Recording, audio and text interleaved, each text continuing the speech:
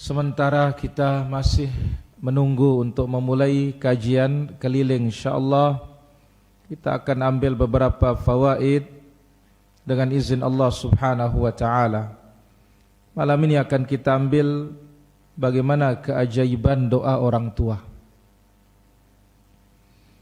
Mengambil dari kisahnya Juraij ahli ibadah.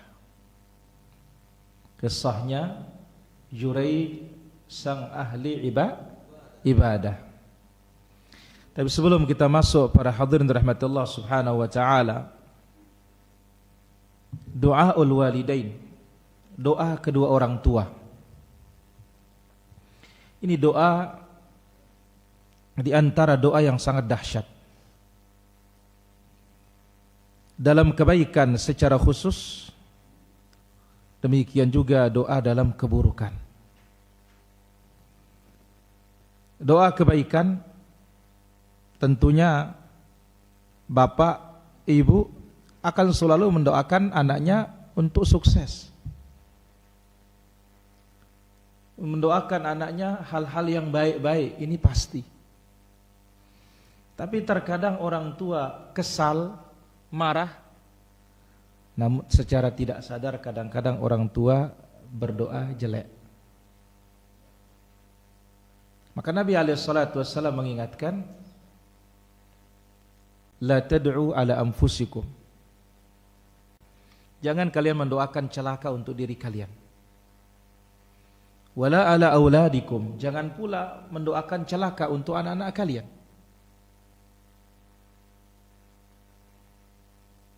Kenapa? La'allahu yuwafiqu sa'atal ijabah.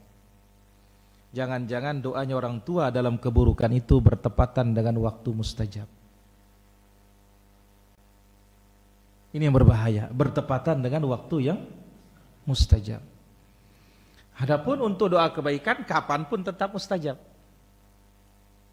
Kalau doa keburukan, khawatirnya doa orang tua itu bertepatan dengan waktu mustajab. Akhirnya dikabulkan oleh Allah Azza wa Jalla. Dan ini banyak kisahnya. Tidak usah zaman dahulu, zaman sekarang aja banyak. Saking kesannya orang tua kepada anak, mati-mati, melanggar motor. Tidak lama asar datang beritanya, anak tabrak. Maka jangan sekali mendoakan anak itu dengan doa buruk. Dari hadis Abu Hurairah radhiyallahu anhu, Rasulullah sallallahu alaihi wasallam telah bersabda, dibawakan sebagaimana dalam hadis Imam Muslim.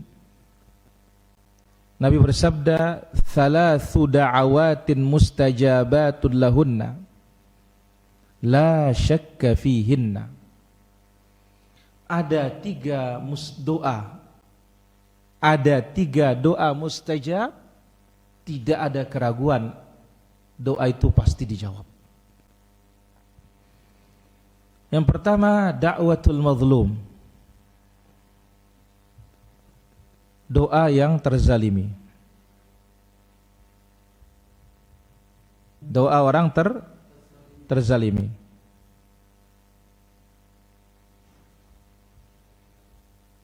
Yang kedua, wa da'watul musafir, doanya orang yang musafir. Yang ketiga menjadi syahid, wa da'watul walidi, doa orang tua ala waladihima, untuk anaknya. Doa orang tua untuk anaknya. Nah, berkaitan dengan doa orang tua untuk anaknya ini,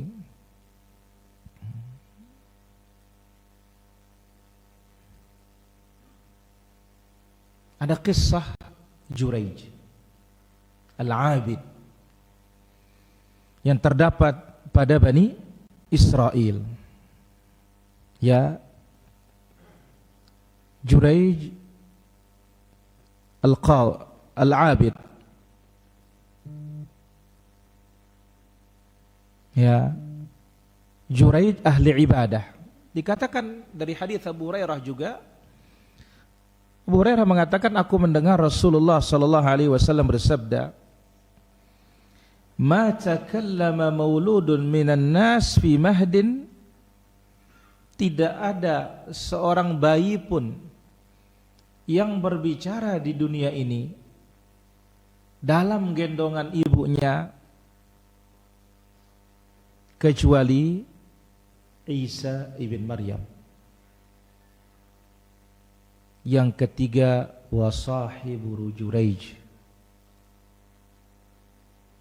sahib Juraij. Qila ya Nabi Allah, sahabat Abu Hurairah bertanya, hai Abu Hurairah, hai ya Rasulullah, siapa sahib Juraij ini? Siapa Juraij ini?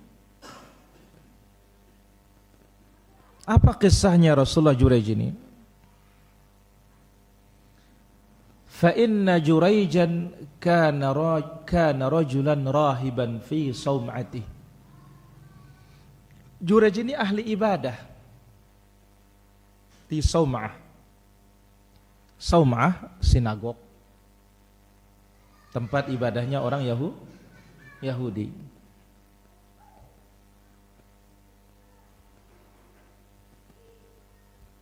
Juraij ahli ibadah, rahib fi saum'ati, tempat ibadahnya.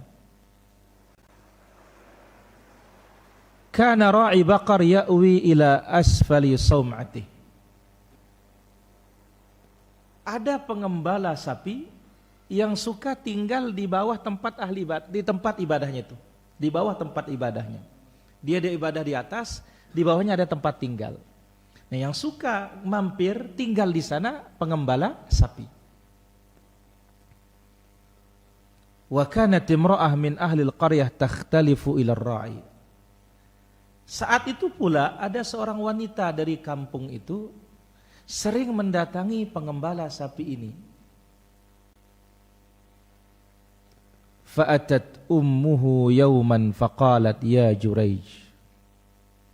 Pada satu ketika ibu Juraij mendatangi putranya di tempat ibadahnya, mengatakan, ya Juraij, hai Juraij. Juraij sedang salat. Saat salat Juraij mengatakan, ibuku salatku, ibuku salatku. Ini salat sunnah, namanya salat sunnah. Dan ini pada syariat orang terdahulu, dahulukan ibu. Beda dengan ibadah wajib. Fara'a an yu'thira salatahu. Ternyata Juraij mengambil lebih mengutamakan salatnya. Dia tidak pedulikan ibunya. Thumma sarahat bihi tsaniyah faqala fi nafsihi ummi wa salati. Teriak lagi ibunya kedua kali, "Hai Juraij." Juraij pun berkata dalam hatinya, ibuku atau salatku? Ibuku atau salatku? Ternyata kali keduanya Juraij pun salatku tetap. Thumma sarahat bihi tsalitsah. Berteriak lagi ketiga kalinya ibunya. Juraij pun mengatakan ummi wa salati. La ilaha illallah, kan dulu. Ummi wa salati. Ibuku atau salatku? Fara'a an yu'thira salatahu. Ternyata dia melihat lebih mementingkan salatnya. Falamma lam yujibha. Ketika ibunya melihat anaknya ini tidak menjawab panggilannya, qalat, dia pun dengan kesal mengatakan, la amatakallahu ya Juraij. Dia mengatakan, jangan sampai engkau mati atau diwafatkan oleh Allah Subhanahu wa taala hatta tanzura fi wajhil mumisat thumma sarafat, sehingga engkau akan digoda oleh perempuan. Engkau akan difitnah oleh perempuan. Ini doanya ibu kepada anak. Fa'utiyal malik bitilka mar'ah waladat. Ternyata datanglah malaikat dalam bentuk seseorang. Malaikat ini didatangi oleh seorang perempuan yang melahirkan anak. Faqal, malaikat bertanya dalam bentuk manusia, siapa yang menghamilimu?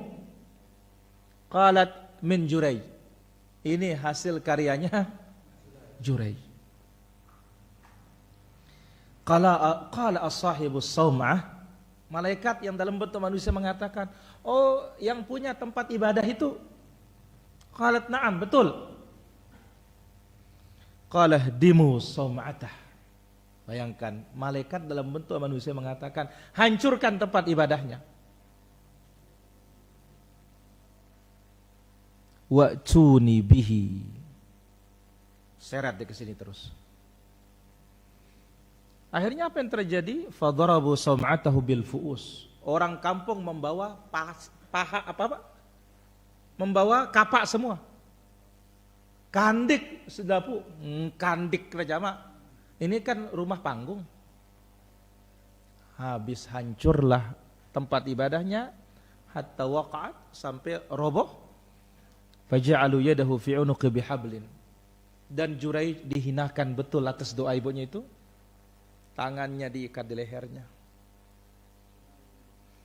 Padahal dia kan tidak punya dosa ya. Tapi dosa besarnya apa?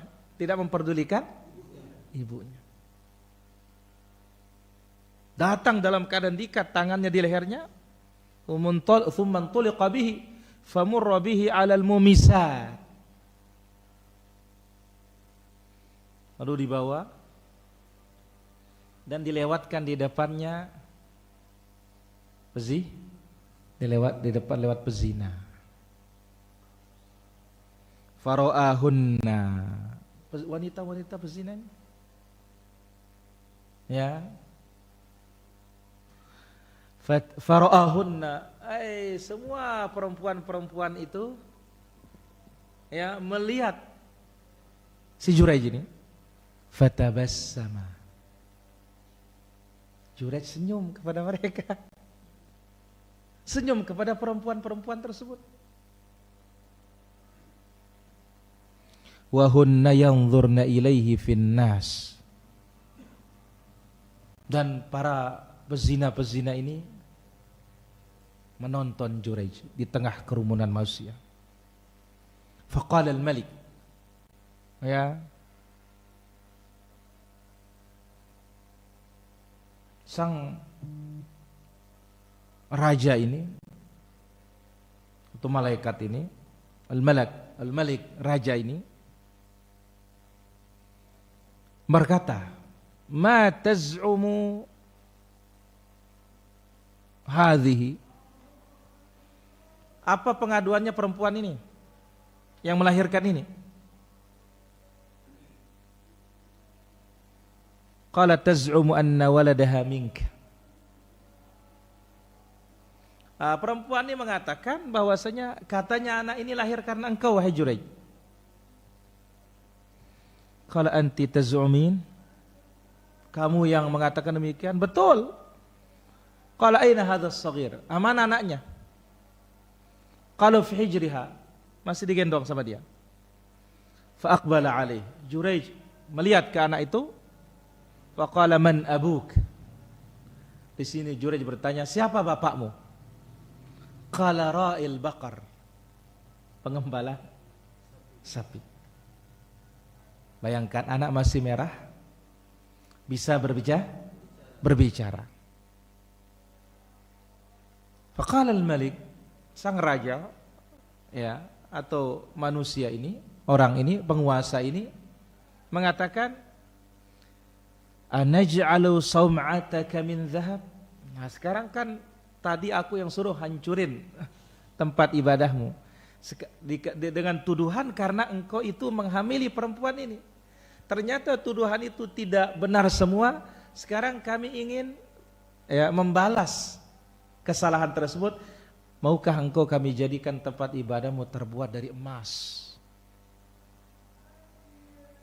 Qala la. Dan ini tidak heran para jamaah, ini peristiwa terjadi zaman dulu. Tidak mengherankan. Ya, kami setelah baca-baca tentang Baitul Maqdis, subhanallah, Baitul Maqdis itu para jamaah ya, batunya itu ada kayak besar dua keramik ini batu tuh. Batu tersusun. Dan seperti tidak ada perekat. Batu-batuan itu. Nah, di sana kita baca peristiwanya. Itulah dia bantuannya jin terhadap Nabi Sulaiman. Karena yang merenovasi pembangunan Baitul Maqdis itu Sulaiman ibn Dawud. Yang awal yang mendirikannya adalah Nabi Ibrahim. Kan itu keturunannya itu. Nah, sekarang tak heran kalau penguasa saat itu mengatakan, maukah engkau kami jadikan tempat ibadahmu terbuat dari emas? Enggak heran itu Pak Guru. Bisa mereka. Ya.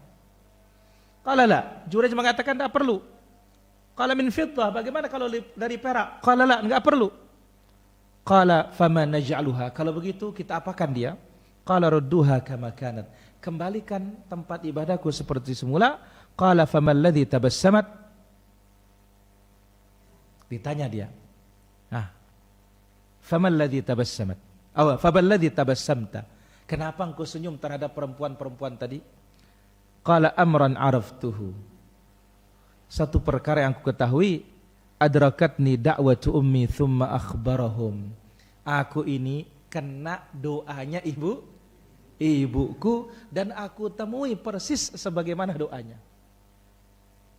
Yang mana ibunya mengatakan, la amatakallah ya Jurayj, jangan sampai Allah mematikanmu hai Jurayj, hatta tanzura fi wajhil mumisat thumma sarafat, sampai engkau lihat wajah-wajahnya wanita-wanita itu. Subhanallah. Ini namanya doa orang tua. Ini namanya doanya ibu. Maka masyarul hadirin rahmatullah subhanahu wa ta'ala, dari hadis ini banyak pelajaran yang kita ambil dari kisahnya Jurayj ini. Yang pertama, da'watul walid, doa orang tua untuk anak-anaknya, da'watun mustajabatun la turad, doa yang tidak pernah ditolak oleh Allah Subhanahu wa taala. Khairan aw syarran, entah itu baik maupun buruk. Maka segala sesuatu para hadirin, kita menghendaki apa saja, jangan pernah lupakan minta kepada orang tua didoakan. Karena doa mereka itu pasti diijabah. Ini yang pertama. Kemudian pelajaran yang kedua dari hadis ini dan berita ini,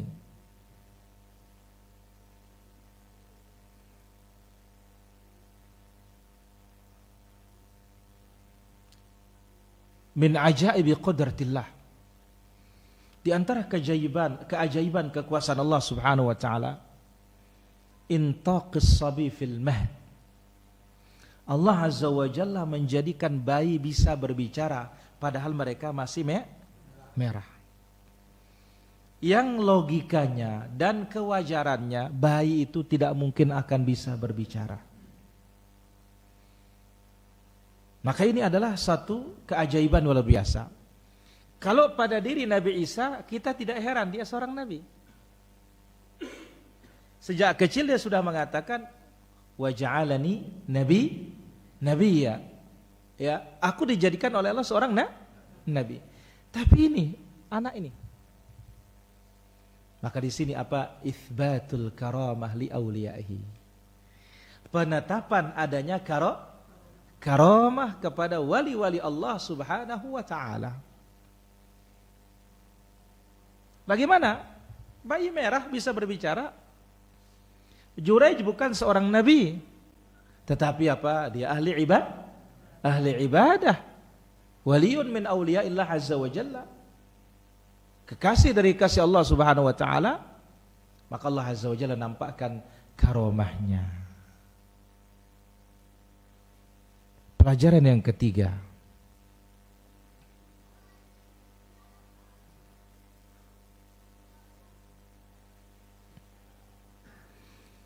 taqdimul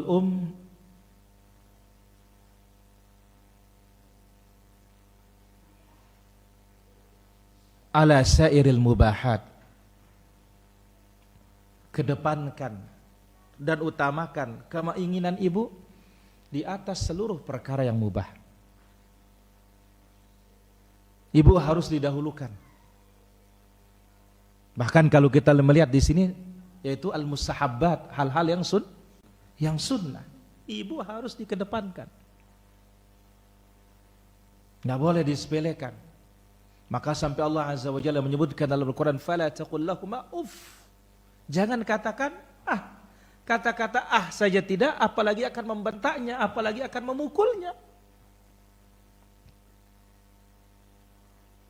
Jadi ibu kedepankan dia. Maka itu sebabnya hukukul ummahat a'zam. Haknya ibu itu jauh lebih besar dari hak seorang bapak.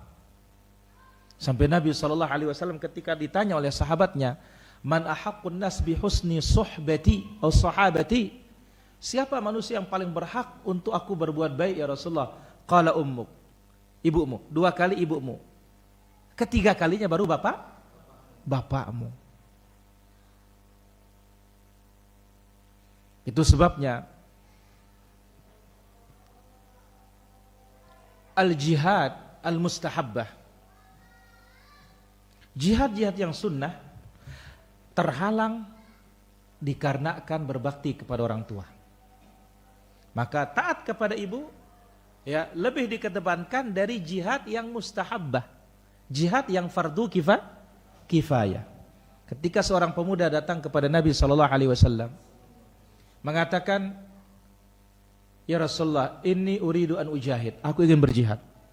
Qala ahayyun walidak, apakah ibu masih hidup? Qala ummi, ibuku yang masih hidup. Qala idhhab, ibu bapakku masih hidup. Qala idhhab fa fihi ma fajahid, kalau begitu engkau pulang berjihad pada ibu bapakmu. Itu sebabnya juga dalam hadis yang lain Nabi SAW mengatakan, ilzamha fa innal jannata tahta qadamaiha, engkau berbakti kepada ibumu, surga itu di bawah telapak kaki mereka. Itu telapak kaki ibu. Pelajaran berikutnya para hadirin rahmat Allah Subhanahu wa taala. Dari hadis ini juga adamu al-mughalat fi bina al-masajid wa mahall al-ibadah. Tidak boleh berlebih-lebihan dalam membangun masjid dan tempat ibadah. Lihat ini, bukankah ditanya bagaimana kalau kita bangun menggunakan apa? Emas. Mampu mereka? Ya raja gimana mampu? Penguasa. Kalau begitu perak. Mampu? Mampu. Tapi apa katanya? Radduha kama kanat. Kembalikan seperti semula. Jadi ibadah sebagaimana disebut oleh Amirul Mukminin Umar bin Khattab radhiyallahu anhu, beliau mengatakan, akinnun nas minal harri wal matar. Tempat ibadah itu melindungi orang dari hujan dan panas. Melindungi orang dari hujan dan panas. Kenapa? Karena di akhir zaman ya Nabi SAW telah menyebutkan bahwasanya la tazukhrufanna al-masajid, kalian itu akan menghiasi masjid-masjid kalian. Maka Nabi SAW menyebutkan, idza zawwaqtum masajidakum wa hallaytum masahifakum faddamaru alaikum. Apabila masjid sudah kalian hiasi, mushaf juga kalian hiasi, maka kehancuran akan tiba pada kalian. Lihat sekarang bagaimana mushaf, ada emas dari emas. Terus macam warna-warni dibuat mushaf ini. Ini sudah persis apa disebutkan oleh Nabi SAW 1400 tahun yang lalu. Masjid jangan tanya. Iya, memakmurkan masjid ada 2 makna. 1 bangunannya, yang kedua adalah isinya. Yang paling penting itu adalah apa? Isinya. Ini dia para hadirin rahmatullah subhanahu wa ta'ala, beberapa pelajaran dari betapa agungnya dan betapa hebatnya doa orang tua, terutama doa seorang apa? Seorang ibu. Mudah-mudahan Allah Subhanahu wa taala berikan kita taufik. Ya, jangan lupakan mereka dalam doa kita kalau sudah mereka meninggal dunia, dan juga hidup. Dan kalau kita butuh apa-apa, di samping kita langsung minta kepada Allah, jangan lupa orang tua supaya mereka dipesan untuk mendoakan. Dan terlalu banyak para hadirin rahmatullah azza wa jalla, namanya doa orang tua itu yang tidak bisa tembus dengan doa mereka. Ambil contoh Al-Imam Al-Bukhari, lahirnya buta. Tapi karena ibunya seorang wanita saleh yang berdoa kepada Allah Subhanahu wa taala, datang dalam mimpi dikatakan, "Engkau pergi sudah, anakmu sudah sehat," katanya. Begitu bangun langsung anaknya Imam Bukhari sehat sudah. Ini ajaibnya, dahsyatnya doa siapa? Doa ibu itu. Wallahu taala ala wa alam. Walhamdulillahi rabbil alamin. Kita azan dulu baru kita bertanya jawab. Baik. Kah azan dulu. Ido. Di tiap hal ke? Begawi yang non kang. Kau cat ido. Syekh Ali, assalamualaikum. Abang kif halak? Baik. Masyaallah. Ada Bu Yaman. Hayazi. Ada Hayazi ada. Hayazi.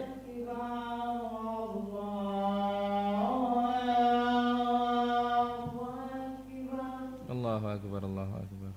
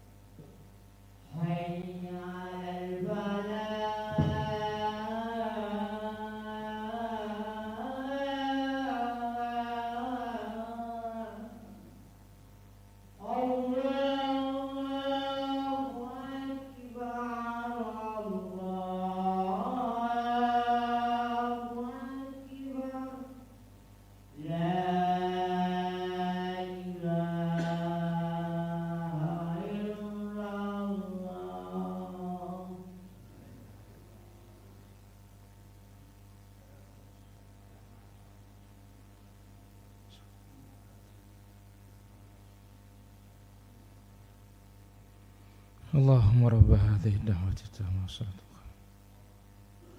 آتي محمد وبعثه مقاما محمودا الذي Alhamdulillah wassalatu wassalamu ala Rasulillah wa ala alihi wa sahbihi ajmain, amma ba'd. Silakan kalau ada pertanyaan. Kah, mulai yang dulu. Bu Ido. Ada. Rashid, Hayazi. Hayazen. Ini tentang seorang anak yang berbakti kepada orang tuanya. Bagaimana halnya dengan seorang istri yang berbakti kepada suaminya? Satu contoh, misalkan andai kata seorang istri, ibunya meninggal, lantas suaminya melarang ke sana. Di mana letak tanggung jawab seorang istri terhadap suami? Andai kata misalkan sang suami melarang, jangan kau ke sana, tapi ternyata si istri tetap Tidak ada masalah. Jadi kalau ya istrinya mendatangi orang tuanya, nggak boleh suaminya melarang. Ya, tidak boleh, justru suaminya harus mendukung istrinya untuk berbakti juga. Tapi tanpa mengurangi kewajibannya kepada suaminya. Wallahu taala ala wa alam. Pak Mahmud. Jadi masalah dengan ini aku pilih anak kamu. Jadi kan dengan ini perempuan. La ilaha illallah. Mari kita maju.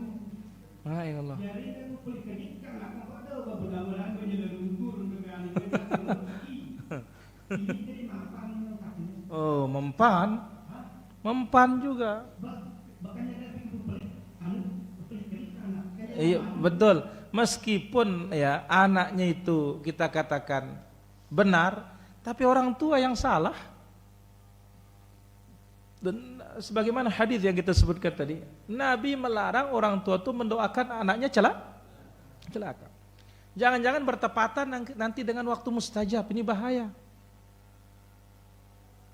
Ya, salah orang tuanya kedik-kedik menjelungkur, salah orang tuanya. Ya, maka inilah Nabi SAW mengingatkan orang tua itu jangan doakan celaka untuk anak-anak kalian.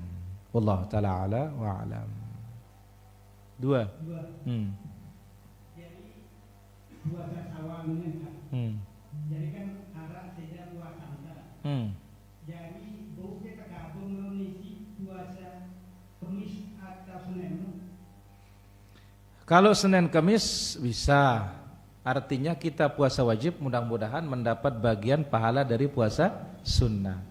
Tapi kalau kita puasa sunnah sekaligus ngada, enggak. Tapi kalau puasa wajib kita berharap masuk keutamaan sunnah, boleh. Tapi kalau puasa sunnah sekaligus supaya dapat ngada, tidak bisa. Karena ibadah wajib jauh lebih tinggi daripada ibadah sunnah. Kalau yang wajib masuk sunnah bisa, tapi kalau sunnah masuk wajib tidak bisa. Jelas Pak Mahmud? Alhamdulillah. Cum.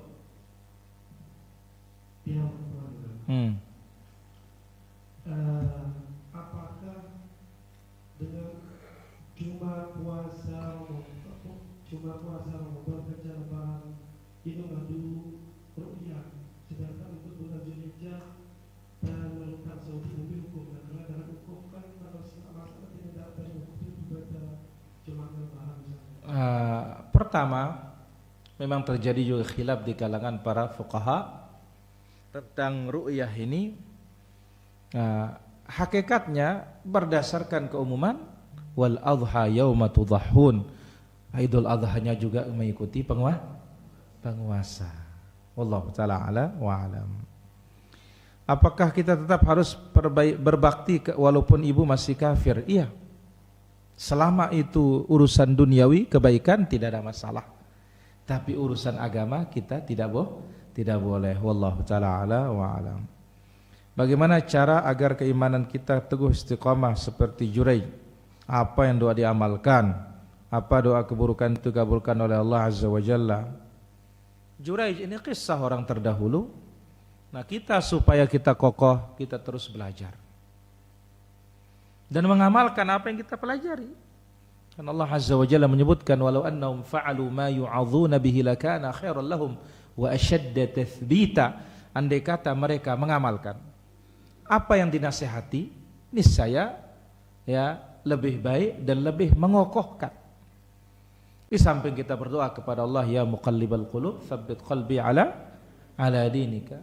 Juraij sama sekali dia itu tidak menggoda dan tidak digoda oleh perempuan untuk menjatuhkan. Ini dibuat tipu daya untuk menjatuhkan siapa?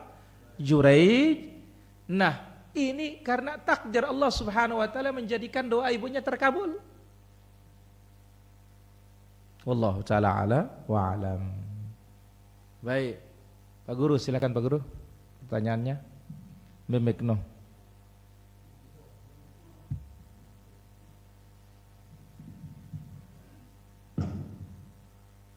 Silakan Pak Guru. Salah satu dari 3 yang doanya adalah 3 bangku, diantaranya kedua orang tua Ustaz. Jadi apakah dinafikan hal-hal yang menjadi penghalang daripada dijalannya doa itu? Baik.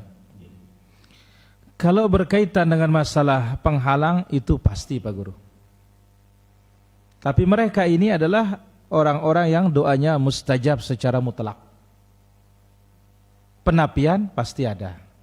Penyebab penghalang pasti ada. Ya, salah satunya yaitu wala yahiqul makru sayyi illa bi ahli. Ya, tipu daya yang buruk tidak mungkin akan menimpa kecuali siapa yang berbuat. Nah, namun dia bisa terkena dengan takdir Allah Subhanahu wa taala dengan hikmah di balik itu. Wallahu taala ala wa alam. Kedua Ustaz, Ya. tentang kisah Suraid ini Ustaz, Nggih.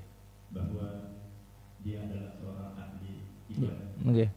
tapi disematkan tadi adalah seorang wali Allah. Sementara bedanya antara orang ahli ibadah dengan ahli ilmu itu kan bedanya itu kalau tidak salah Ustaz, sampai 700 Baik. derajat. Ahli ibadah bukan berarti mereka bukan waliullah. Karena wali Allah itu berkelas-kelas.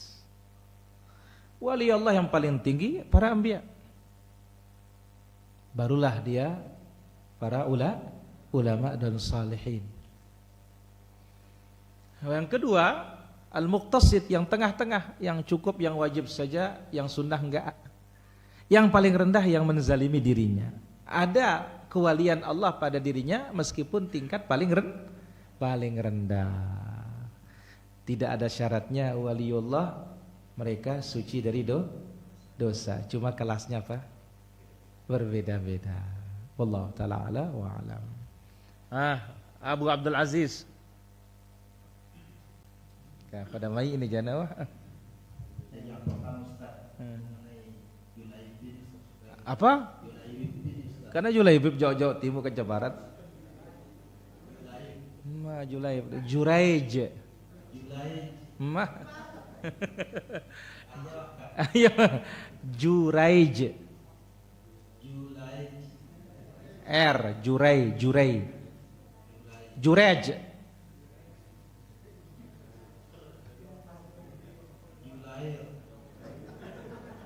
Kasari emangan julu. Juraij.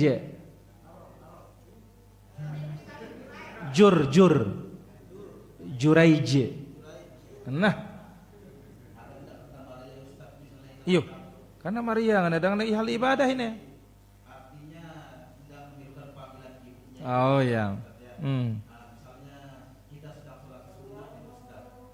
Ibu kita ngomong obang bintang itu atau sholat. Menginap di dalam kamar atau sholat. Jadi dia kita bintang ini ke dalam kamar dia kena batal sholat. Tidak ada masalah. Yang penting jangan membelakangi kiblat. Jelas, Abang? Nah. Pokoknya kebiasaan lampar nanu. Awak je Masya Allah ini. 2. Yang kedua Ustaz, kan kisah yang tadi juga Ustaz kan adakah riwayat ketujuh nama Rasulullah Ustaz. Tahu-tahu dia terjadi berbuat seperti itu dengan mudah boleh mengatakan saya menjalankan tugas Ustaz sangat tentang bapak yang mas kalau kita akan kisah sahabat. Ulangin dulu. Apa kenaan ini? Dan kita ini dituduh Ustaz. Oh dituduh. Ternyata setelah diperiksa Tidak. interogasi tidak Ustaz. Lalu dengan mudah si penguasa ini mengatakan ke petugas ini saya menjalankan tugas enggak nampak tapi nama kita baik kita sudah tercemar soalnya nama bapak yang mas Oh, barangnya jual emas jadi emas tam pikirang nih. Ya Allah. Jangan pikirkan dunia, Bang. Ini sudah kemuliaan dari Allah Subhanahu wa taala diberikan kepada Juraij.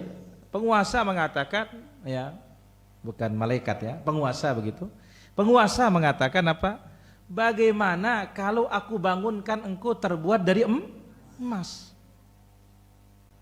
Kan penguasa ini. Berbeda dengan zaman lain ke zaman engkau. Ya.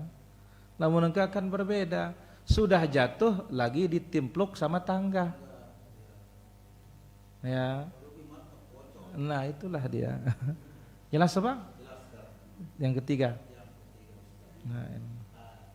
Jadi ngumbe istilahnya ada tetap dalam sunnah ini Ustaz tetap kuat ngumbe artinya kiat-kiat sudah beang itu Ustaz tetap semangat lema jelu kalau dua asar tetap peduli tetap aja nih kajian ini Ustaz. La ilallah. Ya kita ingat pahalanya dan kita amalkan apa yang kita dapatkan, itu membuat kita semangat. Dan keikhlasan terus kita pupuk. Kenapa? Ikhlas ini penunjang utama orang amalannya bisa berkelanjutan. Jelas Abu Abdul Aziz? Jelas sudah. Terus Anda ada pendidikan informasi siapa Ustaz tetap kita tidak pedulikan. Jangan kita pedulikan. Jelas apa? Jelas ya. Ana Humaydi karing kajana. La ilallah. La ilallah. Ya. Nih, gue yang guna. La ilallah.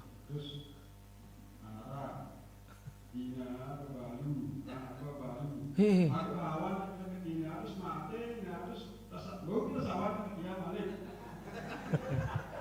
Nah, aman dulu apa cerita ini nih?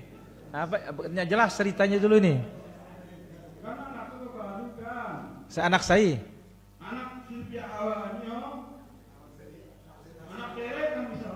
Anak Dida. Oh, wah ada sawan kancas inana. Oh.